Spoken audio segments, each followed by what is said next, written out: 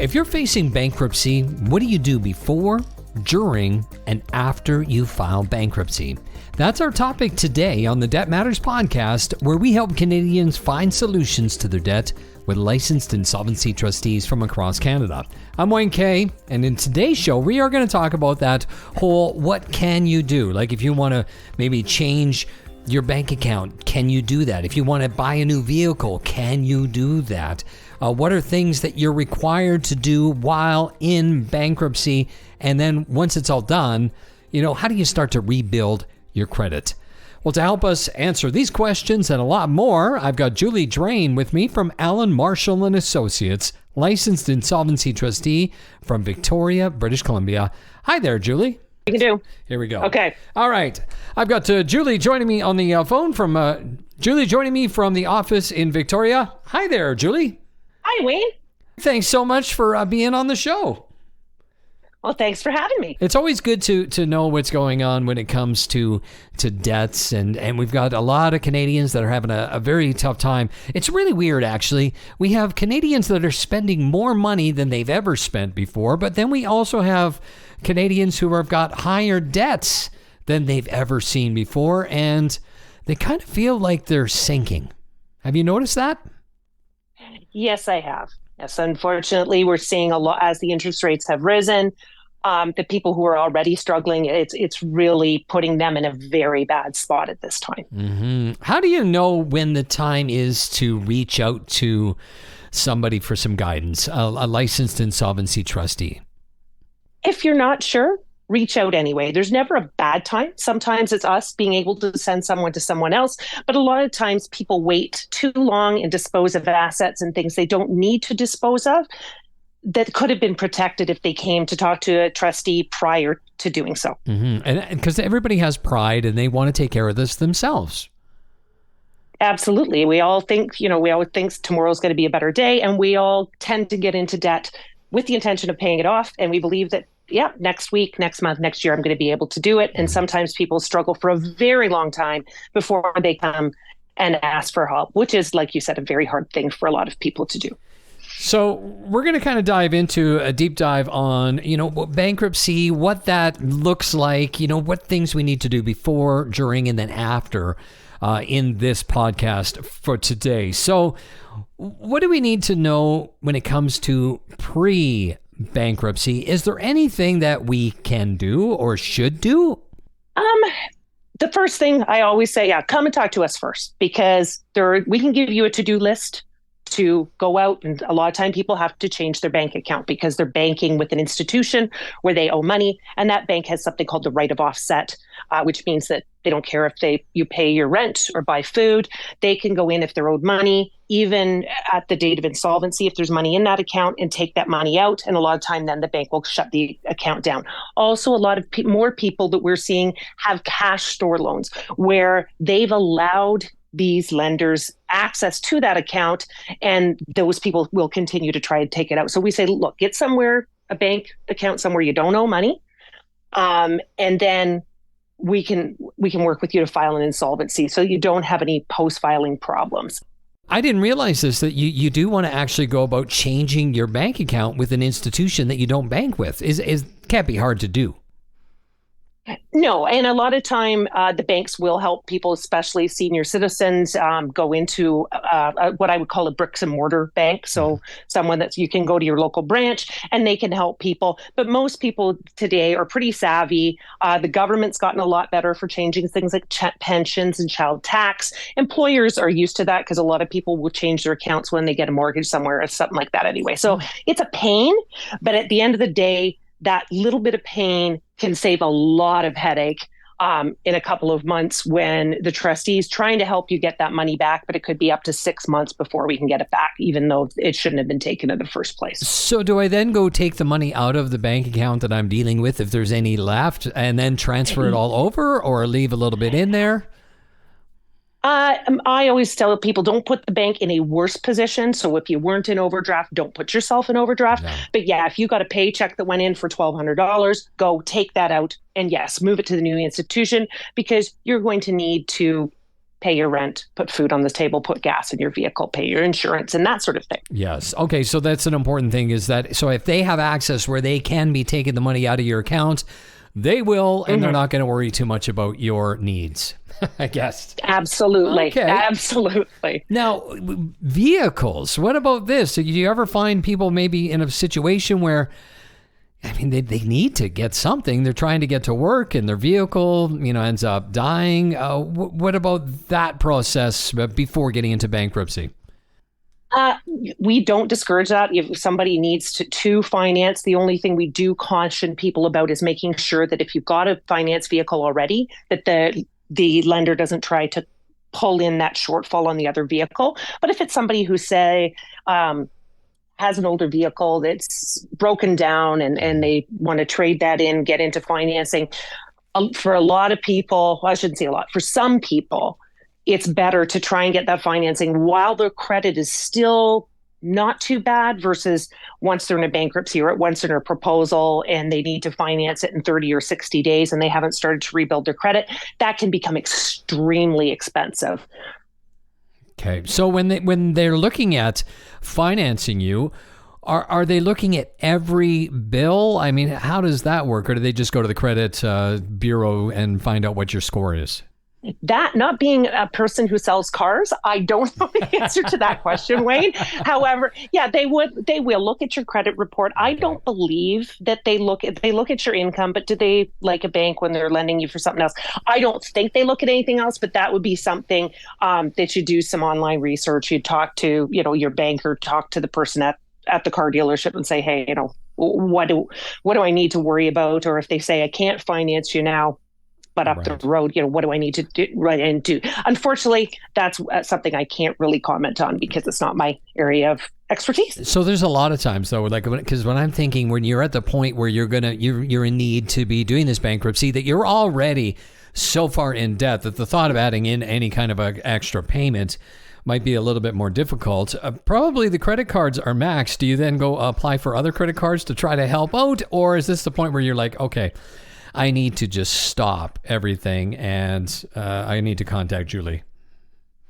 Yeah, I think once you're at the point where you're going, basically you're taking money off one card to pay off another, or you're applying for one of those 0% cards to pay off a high interest card. It's just a game of it's a spiraling game. Right. And essentially for most people, and not all, some people are, it's just a budgeting issue. They go and they speak with a credit counselor, they get their budget in order, and that's great. But for the majority of people, once they start into that spiral, with it be credit cards or cash store loans, it's a very, very difficult cycle to get out of, just because of the interest rates and the fees that are associated with doing that sort of thing. Yeah. Okay. Anything else we need to know pre going into bankruptcy? The bankruptcy is going to affect one's credit report, of course. A lot of other things are very individual. So when you go to speak to an LIT, they will walk you through something that's specific to your situation that's recommended that you do prior to filing. And those are very individual, Wayne, depending on the person's situation. Okay, good to know. Well, then we're done. Let's move past the pre. Let's now go into the bankruptcy. And let's talk about things that people are required to do during bankruptcy, because it's one of the most terrifying words that you hear is bankruptcy. So what does it look like when you're in it? Yeah. So the first requirement is you have to sign the documentation. So we have the ability in Canada to sign people by video or in person. And then once those documents are signed, then there are a few things that the bankrupt has to do. So the first thing typically is your first credit counseling session. And that is typically done around, depending on the trustee office, it's required within 6 months. But a lot of trustees will do that within the first 2 to 3 months.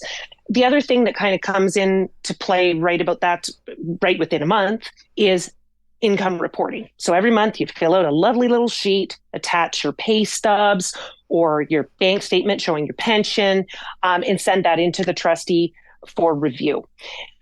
The other thing that is required in a bankruptcy is, well, there's the second counseling session, as well as there are taxes that are required to be filed by the trustee.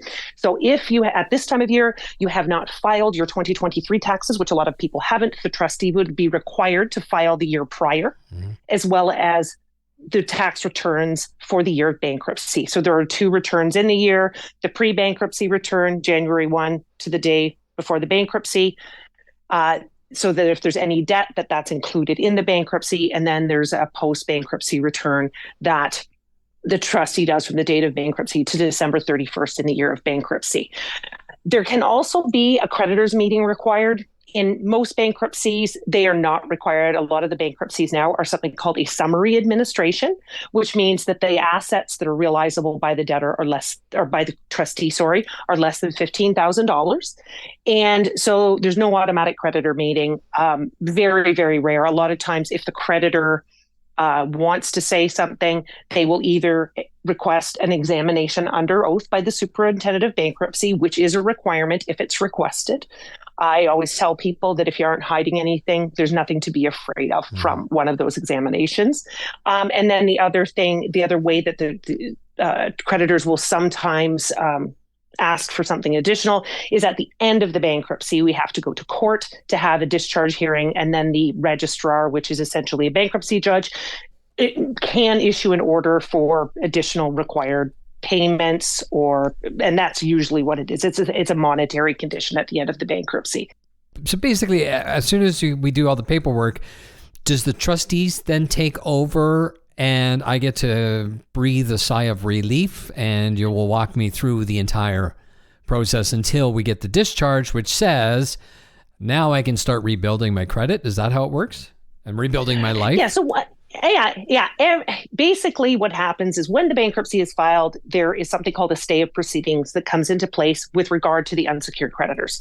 So basically, your credit cards, lines of credit, Canada Revenue for income tax, EI overpayments, all of those, in even student loans, the collection activity is supposed to stop immediately.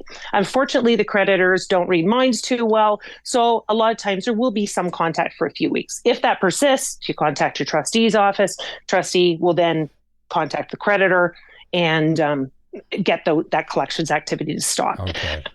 Throughout the process, every trustee's office is a little bit different. With Allen Marshall and Associates, right away you get something from us that says, yep, thank you for signing. Here's the things you have to do. Then there are various reviews throughout the file, and times when we reach out. Now, we can't make that person do things that they don't want to do. So basically, you have to help us to help you. Like, we can help you with the legal protection. However, in order to get you across the finish line, you got to do some things to help me to help you along the way. Mm-hmm. Okay, perfect. That makes perfect sense. I like that.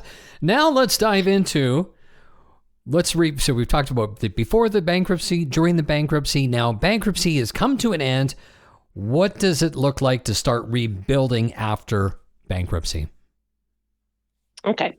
So first thing, of course, you got to get your discharge, whether it be what we call an automatic discharge. So you've gotten through it. There's no requirement for court, or it's a court-ordered discharge. So we get to the end of that. That gets lodged with the credit reporting agencies by both the superintendent of bankruptcy and the individual creditors. And then most people, the way that they start to rebuild is to get something called a secured credit card. The most common ones in Canada are Capital One and Home Trust. Capital One being the most prevalent one. And even if they have been included in the bankruptcy proceeding, they will issue another card. Sometimes they want to wait a little bit longer, but that's the most common way. Some people will go out, and depending on the province they live in and what sort of furniture people are around, there are some provinces where you can buy a piece of furniture on financing, it reports to the bureau. Some people will get a car. Some people get an RSP loan. So there are various ways to do that. And when the second credit counseling is done as one of the duties, the counselor will talk to you about the various ways to do that, as well as give you some tools for you to do your own research to find other ways to rebuild your credit and kind of play what they call the credit game. What do you have to do? Right. Okay. And when you talked about that credit card, that's the one where you put $500 down and then you get to spend that's correct. $500. Right. Yes. Yeah. Yes. Yes. Yeah. Unsecured cards. I don't know what the current bank policies are. It used to be they wanted the person to be discharged for 2 years, but that changes all the time. So yeah, the secured one is you give the creditor a deposit. They give you a card for the same or possibly a slightly higher limit. The idea being you always pay the balance off in full when it comes due, or if not before, because the interest rate on those cards is extremely high, and we don't want you to get yourself back into the mess that you just got out of. Absolutely. We want to learn from this this whole event, right? And change our lives. Now, and you do see that people do see a difference in their lives after they go through this. You have seen people that have found joy again in living and do live a great life. Mm-hmm.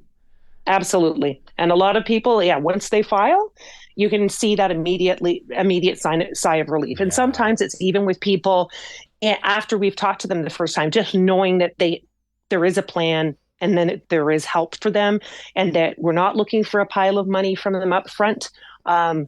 Just knowing that there's a plan and that we'll walk them toward that and help them through it if that's what they want, makes a lot of people feel very relaxed. Yeah, and people need to realize too after that the first call, the only person that's going to help you with this is a licensed insolvency trustee. Nobody else can do a bankruptcy in the country, so don't go bothering to spend money on somebody who says, "Hey, I can help you out. I need this much money," and then they're just going to connect you with an LIT anyway.